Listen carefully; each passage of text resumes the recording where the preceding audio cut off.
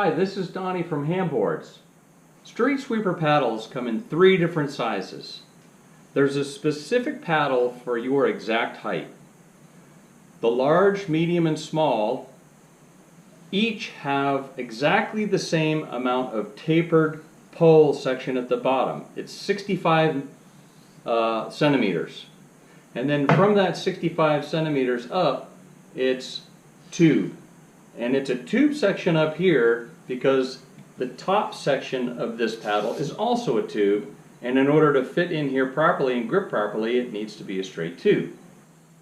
So geez, if these paddles are adjustable, why not just have one adjustable paddle with a very long internal tube that anybody of any size can cut down to their ideal length? Everywhere there's a tube inside a tube, the paddle is much stiffer. It's harder to flex when there's a tube inside of a tube.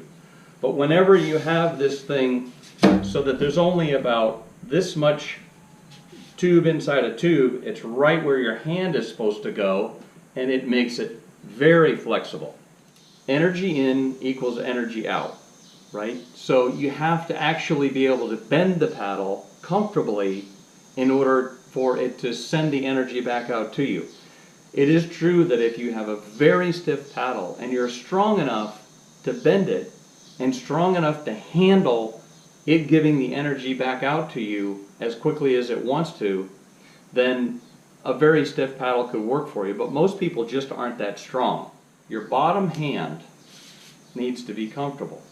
So anywhere down here is comfortable for your bottom hand when you're paddling. But having your bottom hand on this is uncomfortable, and having your bottom hand up here is really weird. So we try to design several different sizes so that most riders can have their hand somewhere in this region. I'm 6'2", so if I were to try to use a smaller paddle, my bottom hand would actually be up in this area. So I can't actually even use the medium paddle or the small paddle because I'm just too far away from the ground to use those. If I'm 5 feet tall and I try to use a large paddle, I actually have very little of the top tube available to me, and my hand is way down here. And that's not ideal either, because you want to develop as much width as you can with this lower tapered tube section in order to comfortably store energy and then comfortably have that energy come back out toward you. So if you're between 5'9" and about 6'4", the large paddle is going to work for you. If you're between 5'8" and 5'1", we recommend the medium-sized paddle. And if you're below 5 feet, we recommend the small paddle. We have a table prepared. So for somebody who's 6'2", it says in the table that this top section needs to be 29 inches long. So you get a tape measure out, you find 29 inches, you make a mark with a pen or just keep track of it, and then you get a hacksaw. Now remember, a hacksaw, the teeth need to be pointing forward because hacksaw blades are made to cut forward. So just in case you have your hacksaw blade on backwards, that's why it's not working.